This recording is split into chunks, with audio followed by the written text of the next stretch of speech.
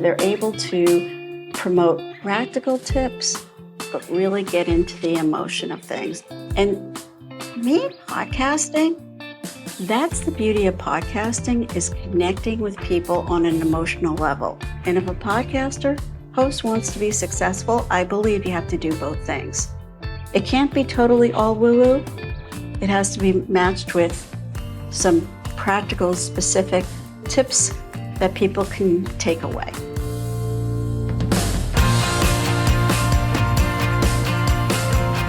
Welcome to the Podcast Ally Podcast. I'm Dr. Sarah Glova, keynote speaker and workshop facilitator, and I am on a mission to find out how to be the best podcast guest. So I'm talking with hosts, people who have been guests on hundreds of podcasts, and podcast network executives, so I can learn the good and bad, what works and what doesn't, how I can build my brand through podcast guesting. With me today, I'm so excited, is Marla Isackson, founder and chairman of OSSA, a network of about 2,000 women-led podcasts. Her goals are to reach female audiences in the right moment and make podcast advertising easy. Marla, welcome to the show. We're so excited to have you. So excited to be here. I really appreciate the invitation, Sarah. Thank you. Absolutely. I can't wait to hear. I mean, you've worked with so many amazing podcasters. You've been a podcast host. You've done so much in this space. So I can't wait to learn from you. But one of the things we like to start every episode with is this fun question of, what's your worst podcast experience? Can you give us a story of something that maybe didn't go well? Yeah, this was a little sad, I have to admit. But when I started Mind of a Mentor, which is my podcast, the original format was to have people tell their heroic journey, and got some amazing content. And then I started to interview a woman who used the interview as a therapy session. And she went on and talked about her journey and talked about like really, really terrible things that happened in her life. I didn't have the heart to stop her. So this conversation went on for an hour and a half. I knew I was never going to publish it. In fact, at the end, she said, "Oh, this feels so good, but don't publish it." I said, "That's totally fine." So sometimes you just have to go with your instinct. And I think it would have been really unfortunate if I had said, hey, this is not a therapy session, or, hey, I thank you for that information. Let's move on. It just would not have been a good human thing.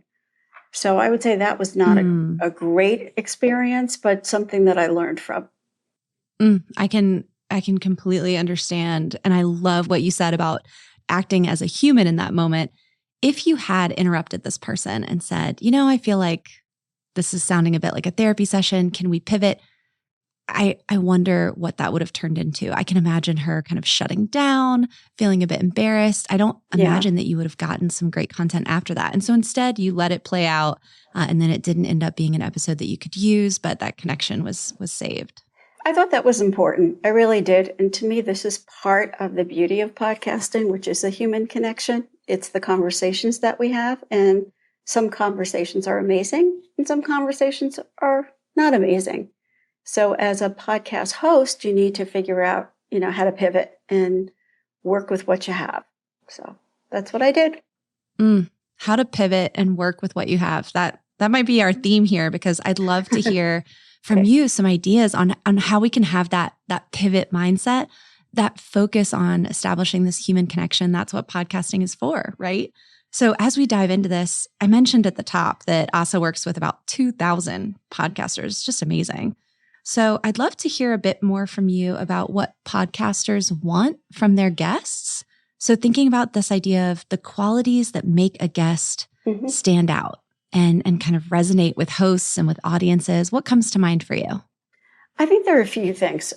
First of all, the guest needs to be prepared, which means that they should listen to at least one or two episodes prior to recording, just to get a sense of the cadence of the conversation and the focus. I think that's really important, so that when the guest comes to the conversation, the expectations are aligned. So to me, that's really, really important. I also think it's important for guests to be concise, because as podcast hosts and producers, we're always looking for that lovely soundbite or sentence that really will resonate with people. And sometimes it's really hard to stop someone when they're on a tear.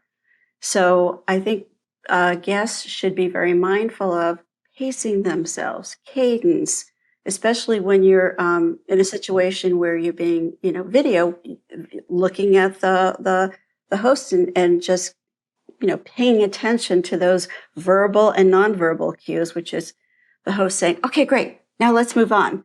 To me, that's really, really important. I also think that the podcast guest needs to be very mindful of the audience. So in some situations, it's totally fine to be a little raunchy because that's the vibe of the podcast. In some situations, it is absolutely not fine. So basically, know the audience. That to me is super important. So I'd say those are really my top three. Now, I would say one other thing, which is a podcast guest, in my opinion, should go in wanting to have a good time. Just really wanting to have fun. Wanting to have a good time. Oh, yeah. I love that. Yeah. I think that's important because that sort of just calms everyone down. Because look, there's a natural inclination to be a little nervous.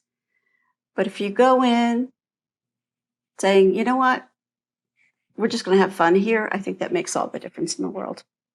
I love that. Is there anything you do to remember that mindset just as you're maybe sitting down? I mean, because you do come across as somebody who seems to just enjoy, as I've listened to you and seen you on video, you come across as someone who enjoys being in the conversation. So any words of advice of anything you do to kind of get into that mindset?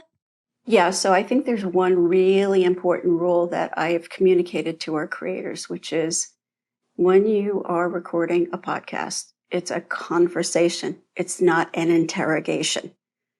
That to me is the most important thing because a conversation means an exchange of ideas and listening to what the other person is saying and responding back versus having a list of questions that you have to get out there.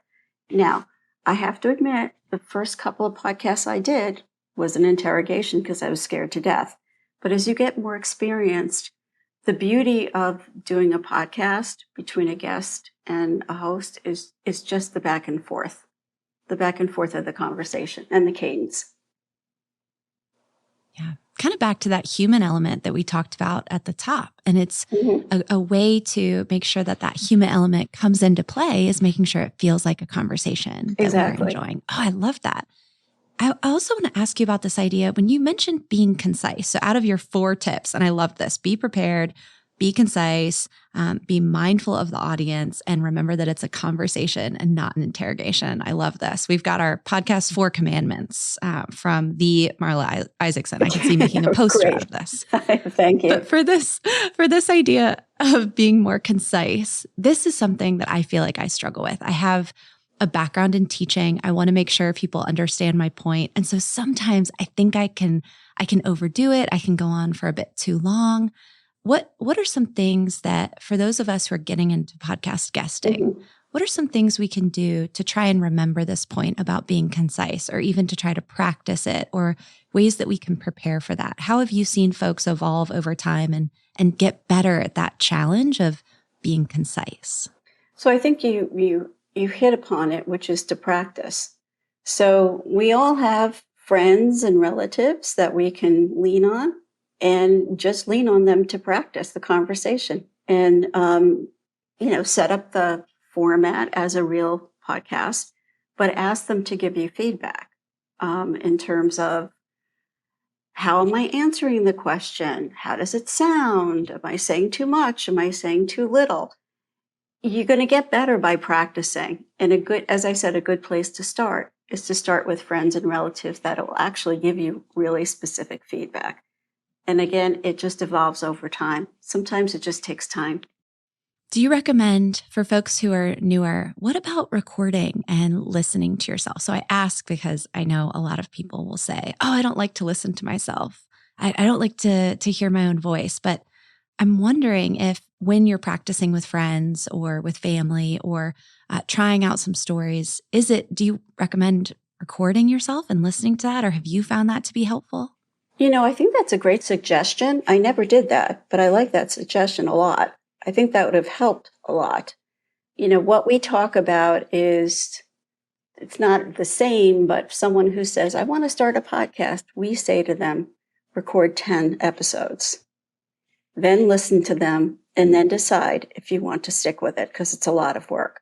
But I like your idea. That's a good one. If you think you want to start a podcast, record 10 episodes and then listen to that. You know what that reminds me of? I had, I think it was a teacher once where somebody was talking about getting a tattoo. And the teacher said, you should wake up every morning and draw it onto your arm. Wow. And if there's ever a morning you get tired of doing it, then you shouldn't get that tattoo. And I just remembered that as such a neat way of trying to make that decision of, do I want cool. this kind of permanently? I love that. And so what you're suggesting is try this 10 times and then listen to it and ask yourself, is this something I want to continue doing? It really flips that. We hear all the time, what would you do if you knew you couldn't fail? And instead of that, it's, what would you do if you were sure you wouldn't get sick of it? If you cared about it even after 10 really difficult tries? That's so great. The 10 test, I'm going to call it. Right. As you know, as we all know, this is not easy. You have to really like to do this. So podcasting is fun, but it does take a commitment. So I think people need to be able to understand if they want to make that commitment or not. Mm-hmm. That makes sense. Okay, so we have our podcast 4 commandments of things to do: being prepared, being concise, being mindful of the audience, treating it like a conversation and not an interrogation. And maybe we'll even add this 5th one of practicing in whatever format that looks like, whether it's practicing on a real podcast or in a conversation with your friends. Online with that, what about complaints? So we've heard a couple things that we should do. Do you hear any complaints from podcast hosts that you've worked with, or have you seen anything that you would say, here's some things that you maybe shouldn't do? What are some of the complaints that you might hear from podcasters about their guests? Well, what we hear, a couple of things. Number one is when a guest comes on and is truly incredibly not prepared. When a guest is not mindful of the host's time, being late. I mean, just, there's etiquette. There's certain rules that you have to follow, which is show up when you're supposed to show up. Listen to the questions being asked. Don't be rude. I mean, it's stuff like that. That's really, it's just incredible. But that's some of the complaints we hear. It almost sounds like a host is feeling that there's a complete misalignment. Like that it's like, wait a minute, I thought this person was going to talk about X, and what is this person talking about? This is not what we decided. That's a real problem, and that does happen. And that's a big challenge. Oh, I bet. And so your tip about being prepared and your tip about being mindful of the audience, it can help avoid this misalignment. Because at the end of the day, if you think about your body of work, it's really about adapting that to the specific podcast theme, to the specific podcast or that specific episode. And doing that work ahead of time, it sounds like, is really important. Really understanding why you're there, why you're in the podcast seat for that episode. And I also think it's incumbent upon the podcast host to help prep their guests. So whatever that may look like, which is sending out a brief summation of what the podcast is about. I don't typically do this, but sometimes giving an overview of the kind of questions that are going to be asked, not necessarily the specific questions that are going to be asked. Podcast hosts may also include do's and don'ts, like don't say that, or you can say this. So I think it's a two-way street. I think a podcast host needs to help prep the podcast guest, and the guest needs to follow the prep that was orchestrated by the podcast host. That's really helpful. And so if I'm going to be a podcast guest, do you think it would be appropriate if I didn't receive some of that information from the host to ask for it? So for example, if I was feeling a bit nervous about joining a podcast and the podcast episode was set up, I've agreed to do it, but I'd love to have some more information about the topic or the kinds of questions or do's and don'ts. Do you feel it's appropriate as a guest for me to reach out if I haven't heard that? Absolutely. Because what that would show to me as a host is that the guest is really interested in doing a good job. And that would be a great sign for me to see. Now, that would also prompt me to say, gee, maybe I should be doing a better job of prepping my guests. But I think it's a great idea if a guest is feeling uncomfortable to go out and ask the questions and just get clarification, whatever it will do that will help make the guest feel like less anxious about the conversation. Because then going back to your tip about, it's about human connection. So if that helps you feel less anxious and helps you show up more authentically, that's so great. Can I also point out a lot of the tips that you shared, you kind of joked, it's about etiquette. These are things that you do just as a professional. You don't show up late. You show up prepared. You try your best not to be rude or to say things that are inappropriate. I find that to be really encouraging and inspiring as somebody who might be trying to get into the space, somebody who might be trying to podcast guest for the first time.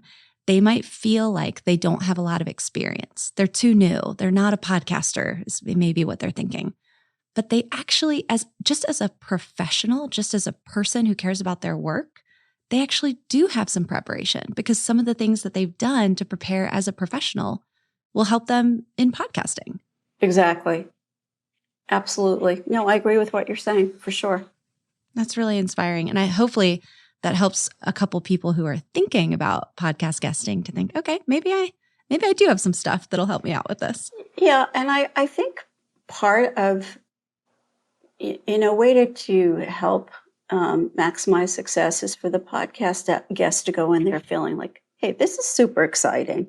Like, this is a real opportunity for me.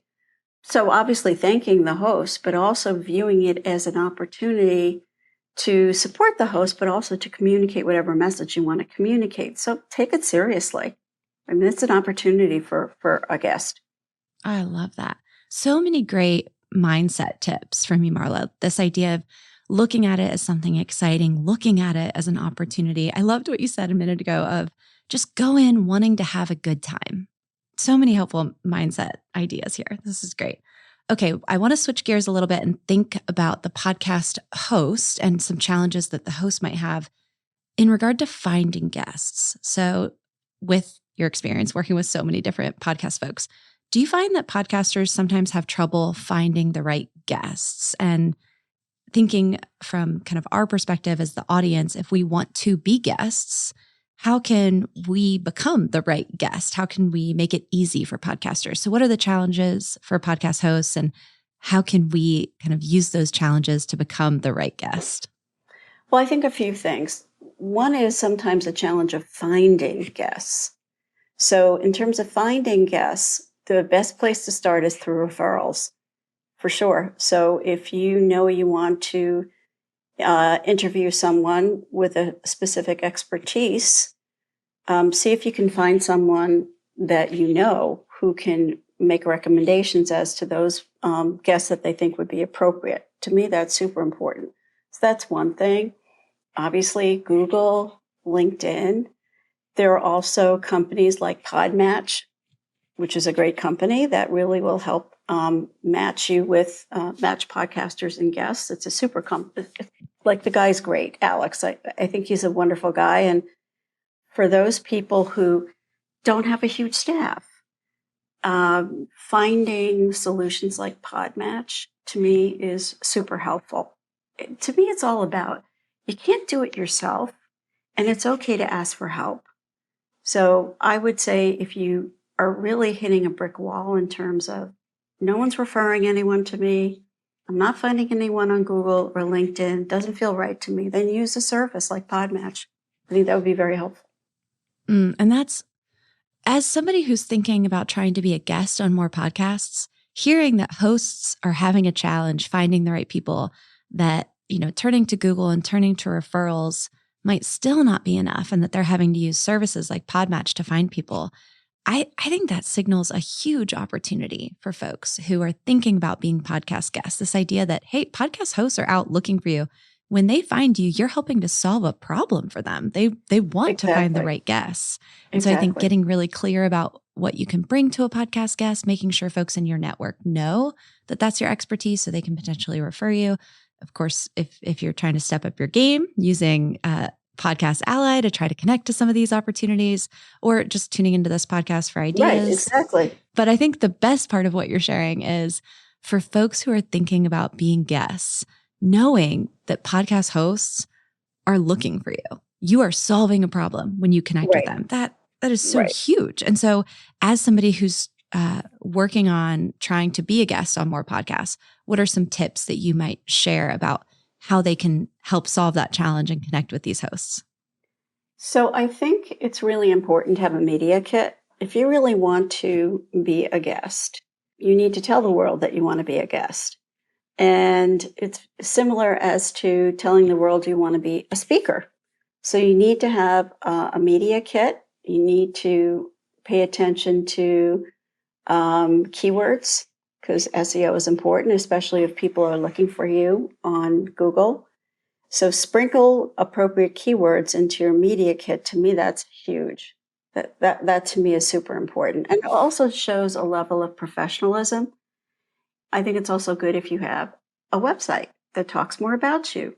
So a host can go on your website and look at the About Me section and get a sense of who is this person? What does he or she stand for? What's her focus? That helps as well. So take it seriously. If you really want to be a guest, you need to be prepared. Set up the infrastructure that will enable you to be selected for guest spots. Mm-hmm. And part of that you said is really just raising your hand. I love this idea of if you want to be a guest, you need to tell people that you want to be a guest. And I have to tell you, Marla, like almost embarrassingly, it took me way too long to learn this lesson. And I think it's because I grew up with the Hermione Grangers of the world. For any Harry Potter fans, like if you study really hard, keep your head down, get those good grades, then you're going to be noticed and rewarded for that. And the opportunities will come. And it's just not true. You have to be the one to say, no, I want this thing. And I remember it was a couple of years ago when I put myself out there and said, I'm a speaker. I would like to do more keynotes and workshops. Here's what I speak about. And it felt really awkward in the beginning when I started doing that. But what I found was people were really grateful. They liked that I was so direct about the problems that I could help solve for them. And so that's what you're talking about here. If you could be a potential podcast guest talking about your expertise, that's solving a problem. So tell the world that you're interested in doing that and that you'd like to do that. And I also think that leveraging that advice is important when you want to get podcast host wants to get more listeners. You have to use similar types of strategies. As we say, it's not a field of dreams. You have to actually tell people what you're doing. So I think it's, same in both instances, which I want to be a guest or I want to get more listeners. Well, no one's going to know that unless you tell them that. No one's going to know that unless you tell them. Field of Dreams is build it and they will come. All I have to do is build something great. And the listeners, the guests, whatever it is, the accolades, all of it, it'll come as long as I do something great, as long as I build something great. And that's just not true. We have to let people know what it is we're looking for, what it is we're seeking. Right. It's sad, but you kind of have to do that work. As great as we all might think we are, I talked about this with a student the other day. We were talking about applying for something, and it was more of an award. And the student felt really awkward about self-nominating and was like, well, if I deserve it, won't someone else nominate me? And so I said to the student, when is the last time you sat and thought, you know what, I should really nominate XYZ person for an award? Like when is even though you probably have people in your network who you really admire, you like the work that they're doing, when's the last time you randomly thought, I'm going to go nominate them for an award? People are not, even if they like you and like your work, they're not sitting around thinking, oh, I've got to go amplify this for this person. So it really is important that you're doing that for yourself. And I think to some extent, we all, or most of us, sort of have this imposter syndrome thing going on. And that's okay. That's a little understandable human nature wise, but that's not going to help you grow your business. So you kind of have to get over it and make a decision, which is I want to be out there and be a guest on a lot of podcasts. You have to put a stake in the ground and say, this is what I want, and this is what I'm going to do to get there. And I think it's the same thing when you're a podcast host trying to go your podcast. It's the same thing. It's just making that decision. that you really want it, and then figuring out how to get there. Like, get over the imposter syndrome or the anxiety. Forget it. This is your goal. This is your goal. Yeah. There was a story going around, I think it was Instagram the other day, where there was a little girl who was scared to jump in the pool, and the dad is right there. And the dad is like, I'm going to catch you. I'm going to catch you. And the little girl says, but I'm scared, but I'm scared. And this goes on for a few minutes. And then this older woman swims by as the little girl says, but I'm scared. And the older woman looks at her and says, you can do it anyway. And the little girl goes, oh, as if it didn't occur to her that she could be scared and jump. She didn't have to get over being scared of it. Right. She could jump anyway. And of course that went around Instagram because it was so relatable, but it's right. It's this idea I love that. Yes, imposter syndrome, it is part of human nature.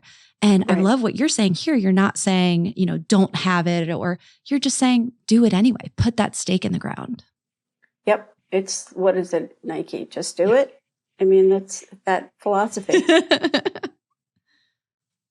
And you said, this is what I want, and this is how I'm going to go after it. I love that. And I don't want to minimize how challenging that could be for people, but it's a decision that you have to make. Are you in or are you not in? And make that decision. I love this. I really wish I could go back in time and just share this with Sarah from 15 years ago. This was so helpful, Marla. I love it so much.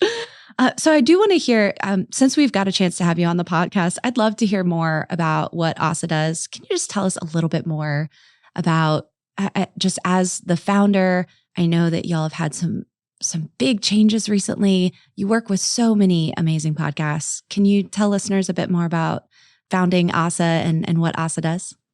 So we have evolved, which has been such a joy, so much fun. So a couple of things. So first of all, yes, we have just about 2,000 podcasters. Our focus is to reach untapped audiences. So women, underrepresented audiences. That to me has that's how our focus has evolved. So we do have male podcasters, male hosts on our network, but they fit our profile of enabling advertisers to find audiences that they may not have spoken to before. So that to me is super important. So that's one thing. The other thing is, about 2 years ago, a key focus of OSSA is monetization. And that's what we're here for. We really believe that it's really important to help those podcasters who want to monetize. We want to help them monetize, because I always believe that true empowerment is financial empowerment. So that's been the core of OSSA. So we spent many years working with brands, connecting them with appropriate podcasts, using spreadsheets. I call it our Scotch tape and paperclip phase, to a point where it got a little crazy. And we realized, I made the decision to automate the solution. So we've come up with a very cool platform. We're essentially now a tech company, and we have technology that enables a advertiser to run a campaign from beginning to end seamlessly using the technology. So what may have taken us weeks to do, we can do in a day or so. So to me, that was really important, which is showing people that this can be done efficiently. Because again, it's about financial empowerment. So I want more people to be able to make money. So what we're doing now is we're taking this technology, we're licensing the technology. So it's a SaaS product now, and we are launching our first SaaS customer, Coulter Media. They're amazing. And we've given them an opportunity to get going really fast, get podcasters on their network, and to make money as quickly as possible. So that's really what we're about. So that's been an epic change, huge change. A lot of time, money. I mean, it sounds epic. What I love about it is I still hear your mission in it. When you talk about OSSA and how OSSA had this idea of connecting to underrepresented audience groups, helping podcasts who are hosted by underrepresented groups. And then your idea of true empowerment is financial empowerment. So this connection to monetization is not just about the business side of podcasting, but about how podcasting can be an empowering tool. And in order to do that, it often has to have that financial side. Wow. And then turning it into a SaaS platform. Incredible. I mean, I can't wait to read the OSSA book about how this all came to be and what that looked like behind the scenes. The book will be like what to do and what absolutely not to do. But it's been a fun journey. Well, and your phrase of scotch tape and paperclip phase, I'm taking that with me and I will credit you, Marla. But what a cool way to describe when you're first starting out, as entrepreneurs say, that MVP or minimum viable product, when you're really testing your solution, the scotch tape and paperclip phase. That's essentially what it was. Everything was manual. And when you do everything manually, there's a good chance that things are going to get messed up. So as we realized that we wanted to push this concept forward, we had to automate and make this a much more professional platform. So we're excited about it. I'm excited to offer it to people in the industry who would like a turnkey solution for their businesses. So this is appropriate for networks, for agencies who, may have tons of podcasters on their appropriate network, or they may be working with a lot of podcasters via an agency, but they're still doing things in a very old-fashioned manual way. What we're saying is, we've got a solution for you. Wow. So cool. Well, congratulations on all that. And thank you for sharing a bit more about it and being willing to share some of the behind the scenes. Just thinking about all the podcasts that you've seen, I want to ask you one more question. This is kind of a fun one. This idea of how a podcast episode, a single episode, can change someone's life. So have you seen an example? We love to ask all of our guests this, since most of our guests are big fans of podcasting as a medium. How have you seen a podcast episode change someone's career, someone's work, someone's life? So there is a podcast that I like. I'm going to try to get her on our network. She's not there yet, but I listen to her when I need a little pick-me-up, when I need inspiration. And I love the way she structures her podcast. It's, 10 tips, 5 tips, focused on both areas that are very practical, like 10 tips to make a better dinner or something. But then it's more emotional stuff, like 10 tips to get out of bed, on a day you don't want to get out of bed. So the point of that podcast for me, and why it's so important to me, is that it touches 2 things, both practical tips and emotional. And that's the way I like to think about things. So to me, that's why it grabs me, gets me, my heart, and it gets me really thinking. But it also gives me some really specific things to do, like, oh, I didn't know I should use that kind of like salt. But that's a cool idea. So to me, it's such a great podcast. I'll say what it is. It's called The Simple Sophisticate. I love it. It's just puts you in a whole different mindset. And as I said, I want her on my network. And we have a lot of podcasts on OSSA as well that do the same thing, where they're able to promote practical tips, but really get into the emotion of things. And for me, podcasting, that's the beauty of podcasting, is connecting with people on an emotional level. And if a host wants to be successful, I believe you have to do both things. It can't be totally all woo-woo. It has to be matched with some practical, specific tips that people can take away. So that's what I would say. Wow.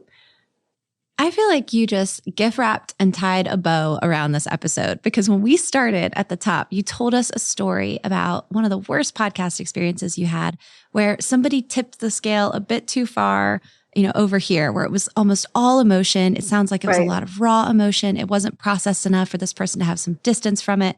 And then you're also right now talking about podcasts that maybe don't have any of the emotion, and they're just all over here with the practical, the how-to. And the beauty of podcasting, as we hear it described from Marla, is when it's got a mix, when it's got both the practical and the emotion, the head and the heart, which I think comes back to this idea that you've shared with us multiple times, which is it needs to be human. It needs to be a connection, and that's the beauty and the balance. And so as as a guest, I'm taking this with me of, when I'm showing up to join a podcast, how can I bring both the head side and the heart side, some stories, some emotion, but also some practical tips and takeaways. So helpful. Yeah. Thank you. And I think that this can be done even with the most technical science podcasts by inserting a little bit of humor where appropriate. Just listening to really dry content is not fun at all. And the message is not going to resonate. So just being able to do both to me is the winning combination. Being able to do both is the winning combination. Mm-hmm. Oh, I love it. Such a great episode. So many takeaways. You brought the head and the heart. You brought us both today. So thank you for that. Thank you. How can our listeners who want to stay in touch and hear more from Marla or hear more about OSSA, how can they stay in touch? How can they learn more? Sure. So feel free to contact me directly, Marla at ossacollective.com, OSSA collective.com. Go on our website, ossacollective.com. Check us out. Connect with us there. Yeah, we love to talk to people. Anything we can do to help creators be more successful as either hosts or guests, happy to share whatever tips we may have. We also do a lot of programming. We do a lot of virtual series on various topics. We're doing a series for advertisers who want to get into podcasters. We're doing a series for podcasters who want to be better podcasters. So we try to do that as well. So just put our name in Google and you'll see a whole lot of stuff. Marla from OSSA, and again, that's OSSA. Yeah, Marla at ossacollective.com. If you put in OSSA, you're not going to get us. You're going to get a Swedish motorcycle company. Which, there might be a time and place for that, but I'm hoping people can connect with Marla, right, and then look up your Swedish motorcycles. Marla, thank you so much for joining us. This was such a breath of fresh air and a really helpful mindset framing on podcasting. And I also want to thank all of our listeners who tuned in for this episode. If this content was helpful for you at all, be sure to follow us on any podcast app or check us out on YouTube. You can find us on social media at Podcast Ally. And if you're looking to be a guest on more podcasts, you can grow your brand, learn more about that at podcastally.com. I'm Dr. Sarah Glova. I'd love for you to follow me on LinkedIn as well, or you can visit sarahglova.com. And we'll see you again soon on a Podcast Ally podcast. Thank you, Marla. Thank you.